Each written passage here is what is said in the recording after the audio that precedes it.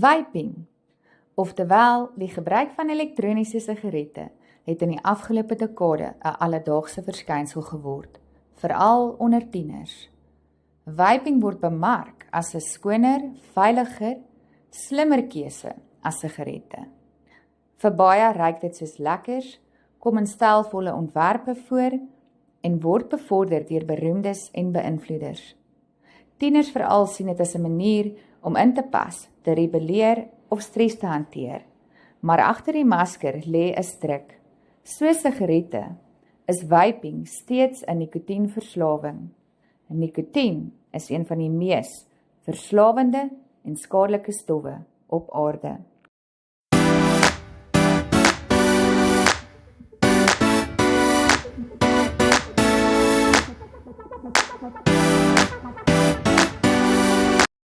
Volgens Sephora hou vaping ernstige gesondheidsgevare in. Dit kan die longe noodlottige skade aandoen wat kan lei tot kroniese obstruktiewe longsiekte, ook bekend as COPD, en ander longsiektes. Tekens hiervan is asemhalingsprobleme, hoes en kort asemheid. Tieners is onbewus daarvan dat die verslawing aan nikotien hul breinontwikkeling negatief beïnvloed. Die chemikalieë in vapes en nikotien kan bloeddruk verhoog en die risiko van hartaanvalle en beroertes verhoog, selfs onder jong ouderdomme.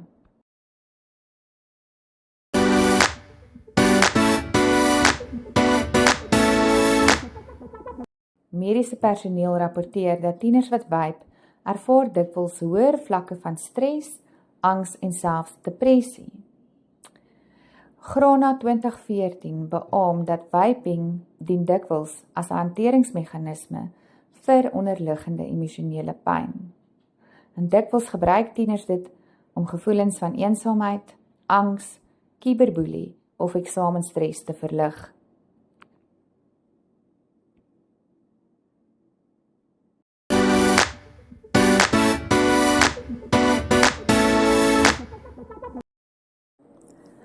Na aanleiding van die negatiewe effek van nikotien op die brein, beïnvloed dit breinfunksie en benadeel dit konsentrasie, geheue en slaap. Daar is dus 'n direkte impak op akademiese prestasies. Leerders oortree dikwels die reëls deur dit op skoolterreine te gebruik en onderwysers vind dit moeilik om dit hok te slaan. Daardie vape-toestelle is moeilik om raak te sien of om op te spoor.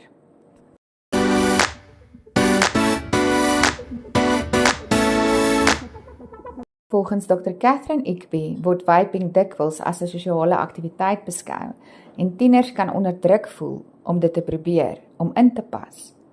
Dit veroorsaak ook konflik tussen ouers en tieners wanneer hulle bewus raak van hul kinders se verslawing. Jong mense word gebombardeer met aanloklike advertensies op sosiale media.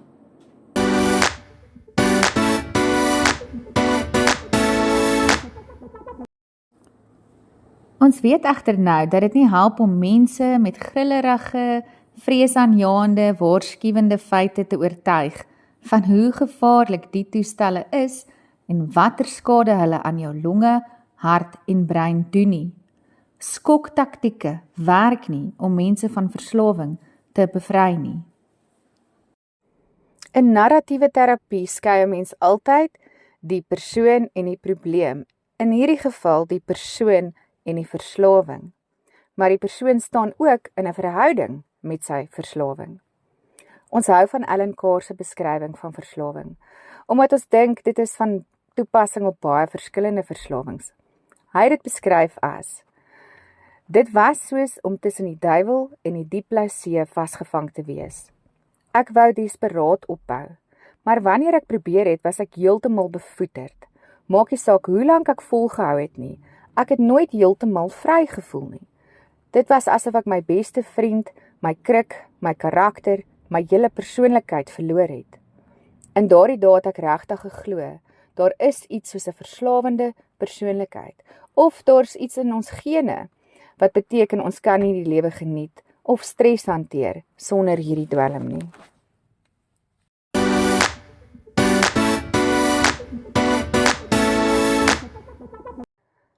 Tieners vape nie omdat hulle daarvan hou om chemikalie in te asem nie.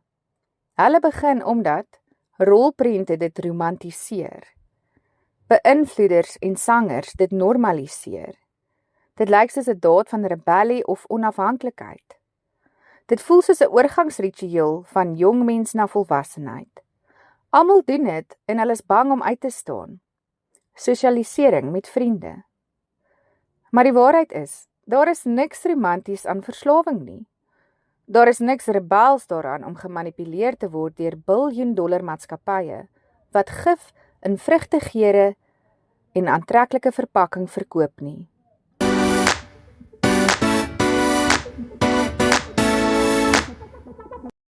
Ons het 'n paar plaaslike tieners gevra om 'n vraelys in te vul en hier is die resultate.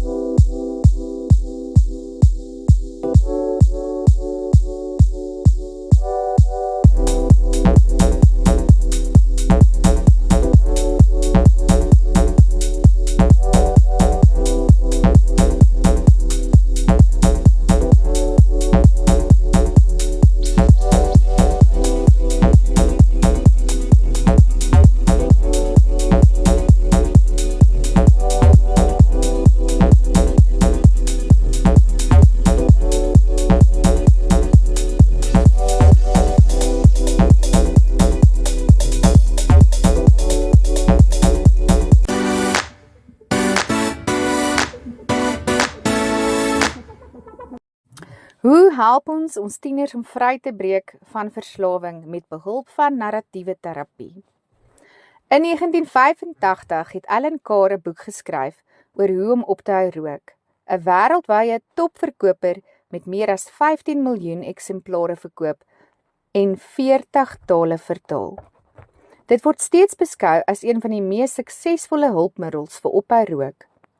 Carr het nie besef dat sy metode in wese die hart van narratiewe terapie was nie. Die dekonstruksies van illusies wat mag oor ons het om plek te maak vir nuwe, bevrydende stories.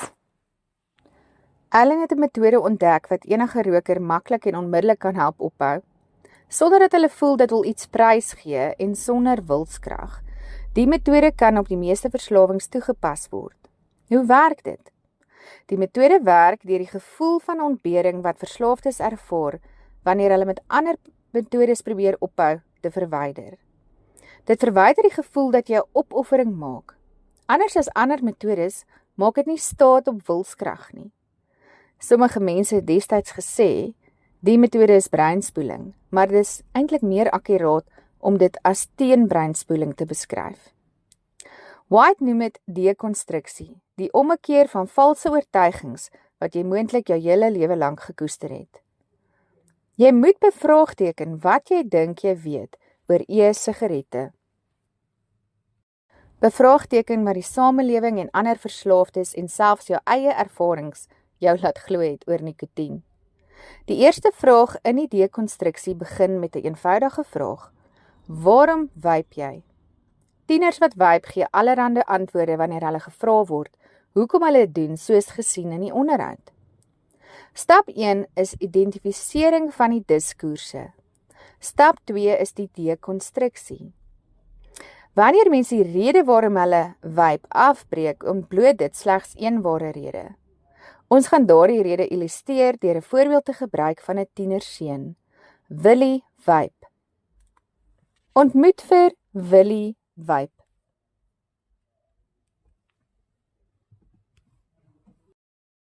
Willie vape is 'n tipiese tiener vaper. Hy glo hy het nikotien nodig om te kan funksioneer. Dit help hom glo om te ontspan, beter te fokus, stres te hanteer in eksamentyd. As hy hard geleer het, vat hy 'n vape breek. Dit gee hom daardie beloning oomblik. Om Willie vape se verhouding met sy vape regtig te verstaan, moet ons eers weet hoe dit begin het en wat die nikotien in sy liggaam doen. Elke trek aan 'n sigaret of vape stuur nikotien binne 8 sekondes na jou brein. Vinniger as heroïne wat in jou bloedstroop gaan. Maar nikotien werk ook baie vinniger uit jou liggaam uit. Na 30 minute is daar net die helfte oor. Na 'n uur slegs 'n kwart in jou bloedstroom oor. Wanneer dit uit jou liggaam onttrek, veroorsaak dit 'n effense ongemak. So wat gebeur dan elke keer as jy vape? Jy voel net 'n bietjie beter as net voor daardie trek in jou longe. Wat jy eintlik doen is om die slegte gevoel weg te vat wat die vorige vape veroorsaak het. Dis nie 'n plesier nie. Dis net verligting van onttrekking. En daai klein ongemaklike gevoel, die onttrekking, word verlig deur die volgende trek van die vape. Vapers sê dikwels dit gee hulle plesier, maar dit is die illusie. Die enigste ding wat jy kry is 'n gevoel van verligting. Jy voel net normaal vir 'n kort rukkie en dan begin daardie siklus weer. Die ironie van die siklus is dat jy uiteindelik in werklikheid net vape om normaal te voel. Met ander woorde, om te voel soos iemand wat nie vape nie. Jy het niks tekort gekom voor jy begin vape het nie. Jy was heel en gesond en vry en onafhanklik. Maar toe jy nikotien in jou liggaam dwing, het jy 'n nikotien monstertjie geskep. 'n Klein nikotienwurm wat altyd hinker na nog nikotien om normaal te voel. Elke keer as die nikotien afneem, voel jy onrustig, leeg, effens angstig, amper soos iets is af en jy dink, ek kort net 'n vape, dan voel ek beter. Maar dis omdat jy die klein monster weer gevoer het.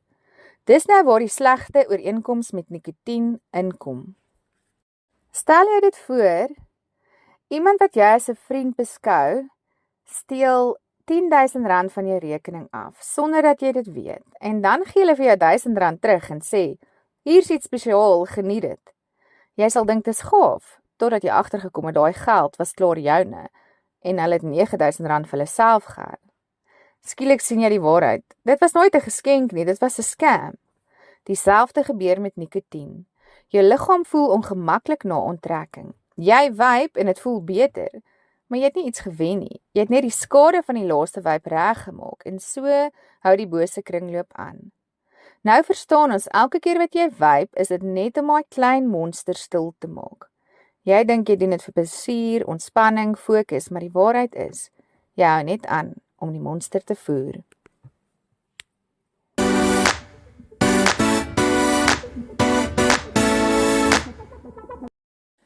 Eksternalisering. Die klein monster en die groot monster. Hoekom voel dit dan so moeilik om op te hou?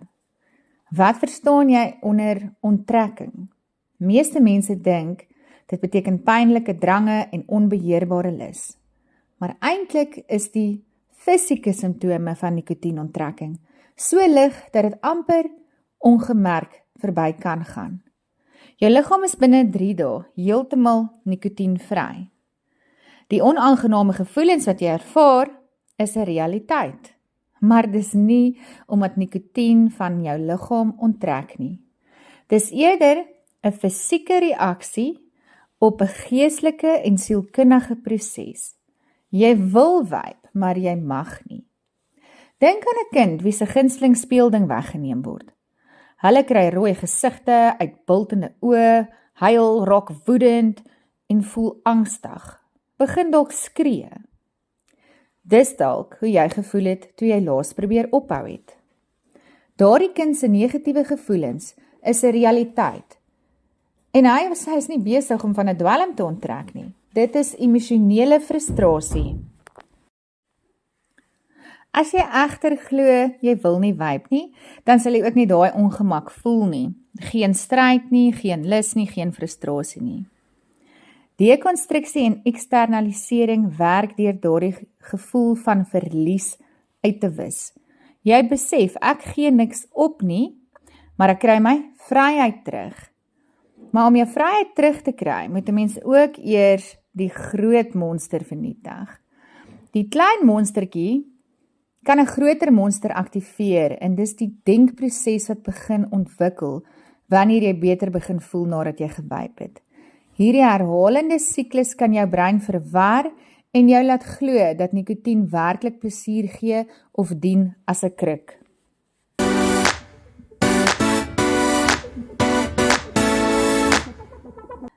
Die mees bekende een, Dit help jou om te ontspan.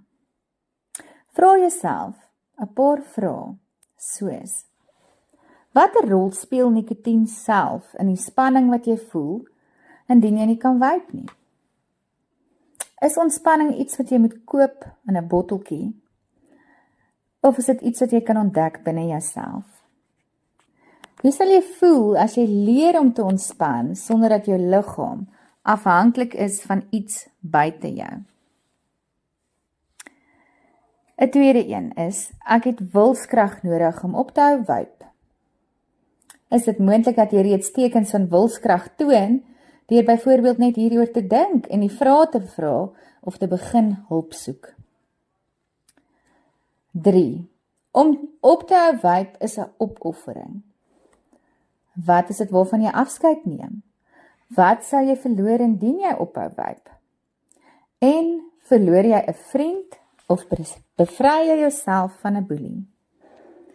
Ek het 'n verslawende persoonlikheid. Glo jy dat jy geen beheer het oor jou keuses nie? Wat sê dit van jouself? Is jy dan sterker of swakker? Vaping help my om te konsentreer. As jy self dit sou ontwerp hoe jy leer en fokus, wat sou jy verander om dit makliker te maak sonder vaping? Vaping help my om gewig te verloor. Is almal wat vape maar? As jy terugkyk, het vaping werklik 'n langtermyn verskil aan jou gewig gemaak? Vaping verminder depressie. Wat wil jy regtig hê wanneer jy sê vaping help jou ontspan of verminder depressie?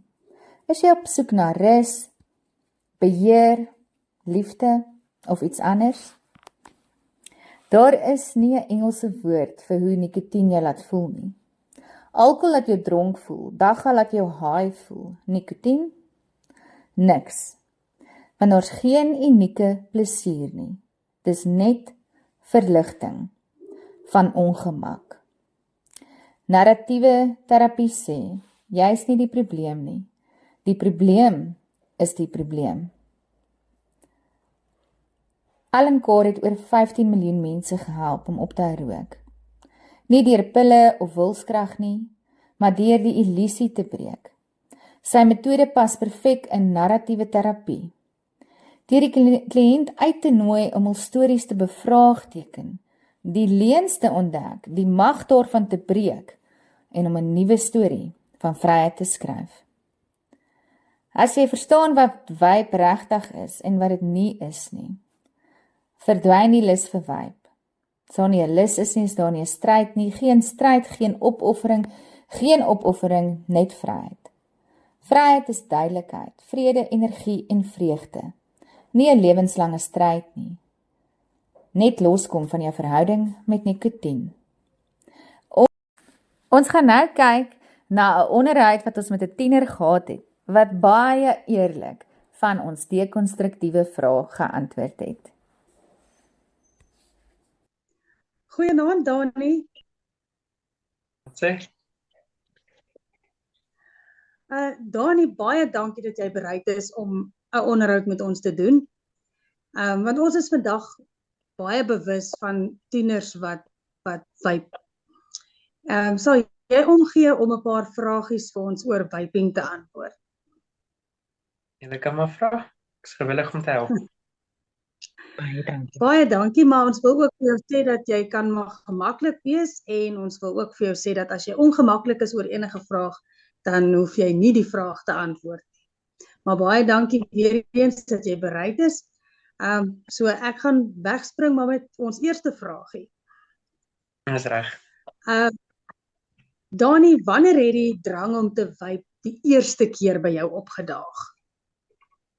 Die eerste keer was in graad 9 deur 'n skoolvriend. Hy het dit voorgestel aan my. Toe het ek dit probeer. Dit was redelik nog eens lekker, toe gaan ek aan, want ek het die smaak geniet. En oor tyd toe het ek net aangehou. Okay, goed. En wat laat vaping jou glo oor jouself? Ek sal nie sê dis maak my 'n roker nie, Ek sal net in die opsigte kyk en sê dis is 'n halfroker. Ek doen dit spesifiek om ontslae te raak van woede en stres, wat omstandighede in my lewe vir my gee. Okay, goed. Dankie Dani. Dis So hier. Dani, ek sal nou dan die volgende vragie vir jou vra. Wat doen vaping aan jou keuse of jou tyd? Hoeveel tyd neem dit op van jou? Dit vat nie baie tyd nie. As ek, kom ons sê 'n voorbeeld, as ek kwaad is en ek moet 'n ernstige vraag antwoord by werk, dan gaan ek net Ja. gou trek so 2 of 3, gaan ek terug en dan behandel ek die vraag of aktiwiteit wat hulle vir my gegee het. Okay, ek verstaan wat jy sê. En dan wanneer het jy al gevoel dat jy vaping kon keer of ignoreer? Hoe sal jy sê, wanneer het jy gevoel jy kan die vaping keer of ignoreer? Ek sal sê so in graad 9 in die begin wanneer ek dit gedoen het, maar omdat ek onder die invloed was van groepsdrukking, het ek ook aangehou. So jy sê jy het al gedink daaraan om dit te ignoreer en op te hou, ja, so in die melding daarvan dat jy dit in standaard 9 op graad 9, né? Het jy daaraan gedink om dit te ignoreer? Okay, Dis korrek. baie dankie Dani. Hallo Dani, ek gaan jou volgende vragies vra. Wat sê vaping vir jou oor jou identiteit? En is dit iets waarmee jy saamstem? Soos ek gesê het, ek sal nie sê ek is 100% 'n roker nie. Ek sal sê ek's 'n halfroker, omdat ek dit doen woede en my stres ontslae te kry. So ek wil nie sê dit het enige effek regtig aan my identiteit nie. Okay, en dan my volgende vraagie is, as jy 'n storie oor jou lewe moes skryf, watter rol sou vaping speel? Die held, die skurk, die verleier of heeltemal iets anders? Ek sal dit sê heeltemal iets anders. Ek sou meer sê dit is helper. Okay. In watter opsig dink jy sal die helper vir jou mee help? Dit het my gehelp met baie van my keuses in my lewe. In plaas van om net roekeloos 'n vraag net so te antwoord of 'n keuse te maak, het vaping my gehelp om te kalmeer en my keuse prakties te maak.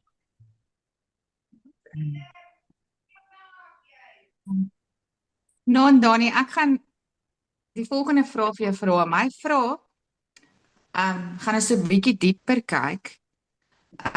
Ja, Wat dink jy probeer vaping, wat jy nou beskryf het as jou helper? Wat probeer vaping verberg of stil maak in jou lewe? die moeilike tyd van my lewe waar, kom ons sê my pa is nie regtig betrokke gewees in my lewe nie. En elke keer as ek dit doen het met hom, het dit my gehelp om nie 'n uitbarsing van woede op hom uit te gooi of hom net te slag. Vaping het my vinnig gekalmeer. Ek sal sê dit is sleg oor die lang termyn, maar vir die tye wat dit so erg is, help dit vir my.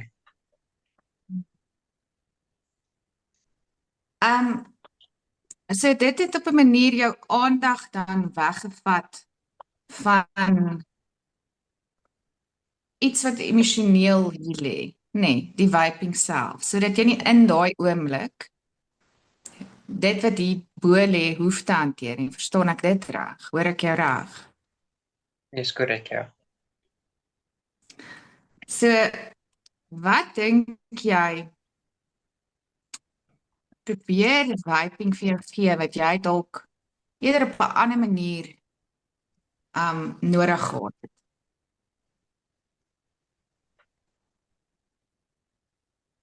Ek sal sê dit gee my daai rush, amper soos adrenalien, maar dit gee vir my net dit vinniger. Ek sal verkies om meer te oefen, maar ek geniet dit nie om dit alleen te doen nie. So vaping het dit nou vervang wat verkeerd is, maar dit help my op 'n mate vinniger en nie om alleen te voel partykeer. Vaping gee vir jou 'n kort afleiding. Dink jy daar's 'n ander gesonder manier wat jy afleiding kon kry? Dit sou maar seker oefening gewees het, maar oor die tye kan jy maar sê mense is nie gewillig om te gaan oefen nie. So ek het maar oor tyd my belangstellings verloor. As ek saam met iemand gaan help dit, maar is nie meer 'n keuse nie. Baie dankie, Dani. Ek dink ons verstaan nou beter hoekom Ja, tieners vape. ja, beslis. Ek dink aan daai een sinnetjie wat hulle gesê het, verloor jy as 'n mens dink aan vaping as 'n vriend. Dink jy verloor 'n vriend as jy op 'n vape of raak jy bevry van 'n boelie op die lang termyn? Ek sal sê bevry van 'n boelie. Want oor 'n lang termyn bring dit jou af, maar vir die tyd wat dit hier is, het dit maar masker aan. Okay. Dankie, Dani. Dis hier.